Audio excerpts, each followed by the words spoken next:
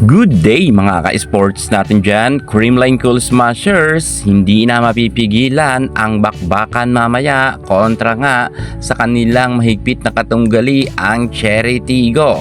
Magaganap na naman ang kabuga ng dalawang team na ito. Sino kaya dito ang titiklop?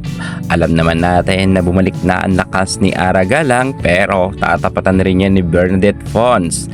Ngayon, ating kikilatisin at kikilalanin isa-isa ang bawat players at pagtatapatin natin kung sino ba talaga ang mas angat sa dalawang team na ito.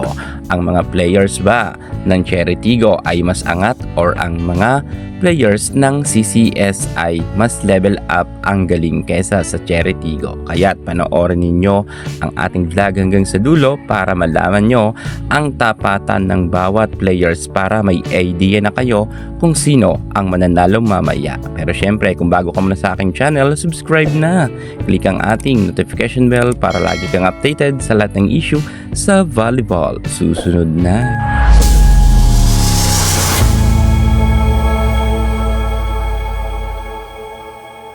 Mamaya pa ang laban, pero ngayon meron na tayong resulta. Pagtapat-tapatin na natin ang bawat players ng Cherry Tigo versus Creamline Cool Smashers. Unahin na natin ang kanilang mga top scorer. Aragalang, isa sa mga pinakamalakas na player pagdating dito sa Cherry Tigo. Kontra naman kay Queen Darna Gemma Galanza. Sino ang magtatagumpay sa kanilang dalawa? Parehas merong award na MVP at same sila na marami nang napatunayan pagdating sa larangan ng volleyball. Sa dalawang tapatan na Aragalang versus Gemma Galanza, well, kanino kayo tataya? Kung ako yung tatanungin, masasabi ko na mas lamang si Gemma Galanza kung ikukumpara natin kay Aragalang. Bagamat si Aragalang ay marami nang napatunayan ng kanyang kapanahunan, pero nang collegiate pa yon at sa PSL. Iba na ang usapan pag VVL. Medyo mas nakakalamang talaga si Gemma Galanza at mas marami nga siyang nahakot na award seka kay Aragalang. Tingin ko ay si Gemma Galanza ay papatiklopin niya ang top scorer ng Cherry Tigo na si Aragalang. Lamang talaga si Gemma Galanza. Sa tapatan naman, Shaya Adorador or kahit si Princess Robles pang ipasok kontra naman kay Bernadette Fons, sinisigurado natin na si Fons ang magwawagi. MB Fons ay tahimik lang, napaka-humble, pero sobrang napakagaling talaga. Kaya sa tapatan na yan, kahit si Shaya Adorador pa or si Princess Robles ang ipasok ng Cherry Tigo, ay hindi sila uubra kay MV Fons. Tapos na tayo sa outside spiker, dumako naman tayo sa opposite hitter. Bonggay Gaston kontra naman sa ating beautiful Michelle Gumaba. Well, kitang-kita naman sa dalawang players na ito, pareha sila palaban, pero para sa akin, sobrang lamang na lamang dito sa galing si Michelle Gumabaw. Hindi dito makakapalag si Bonggay Gaston dahil marami pa talagang kakainin bigas itong si Gaston bago niya matapatan sa galing ang ating nag-iisang MVP Michelle Gumabaw. Marami nang napatunayan si Gumabaw, samantalang si Gaston ay mangilan-ngilan pa lang nakukuha niyang awards.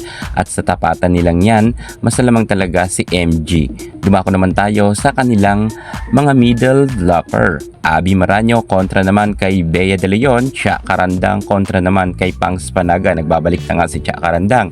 Well, sa mga middle blocker kasi ng Cherry Tigo ay sobrang napakarami talaga silang reserba. Meron pa nga silang Seth Rodriguez. Bukod dyan, narito na rin si Sato San. Si Risa Sato, tingnan natin kung papasok siya. Pero kay Chia Karandang, mas sold na ako kasi minsan si Karandang ay madalas maka-double digit at palaban talaga. Mas magaling pa nga siya kay Chang Abby Maranyo. At sa tingin ko naman, papalag ang middle blocker ng Cherry Tigo dahil malulupit naman ito. Kinakailangan talaga mag-level up na rin ni Abby Maranyo sapagkat matagal-tagal na rin na hindi nga siya nagkakaroon ng double digits. Pero magaling yan si Abby Maranyo. Tingnan natin kung meron siyang ibubuga or makakarampa kaya si Abby Maranyo sa kanilang kalaban mamaya.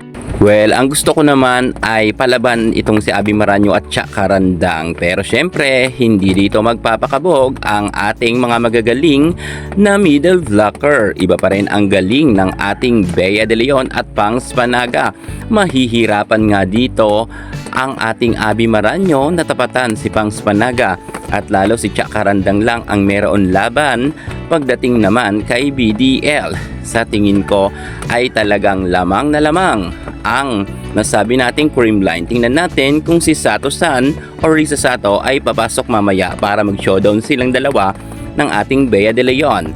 At pagdating naman sa kanilang mga setter, syempre Jasmine Nabor kontra naman kay Kyle Negrito. Well, sa dalawang players na ito ay noon meron ngang palag itong si Jasmine Nabor, pero sa kasalukuyan ay nangigibabaw talaga itong si Kyle Negrito. Sa kasalukuyan ay number 1 nga sa best setter itong si Negrito, kung kaya sa tingin ko ay lamang na lamang talaga ang setter ng creamline. Iba pa rin ang galing ng ating nag-iisang Kyle Negrito. At pagdating naman sa kanilang libero, ang tapata naman Jennifer Nierva kontra naman kay Kyla Atienza.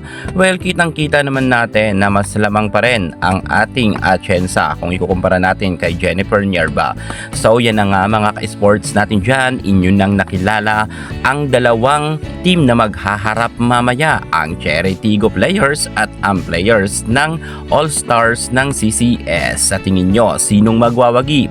Pero kung ako nyo tatanungin, syempre, Creamline Cool Smashers ang magwawagi. Kayo, kung para sa inyo ay Cherry Tigo, comment naman kayo sa baba. Basta kami, Creamline talaga ang magwawagi mamaya. Yan muna ang pinaka-latest natin sa mundo ng volleyball. At para hindi ka muli sa lahat ng issue pagdating sa larangan sa volleyball, subscribe na. Thank you so much. God bless.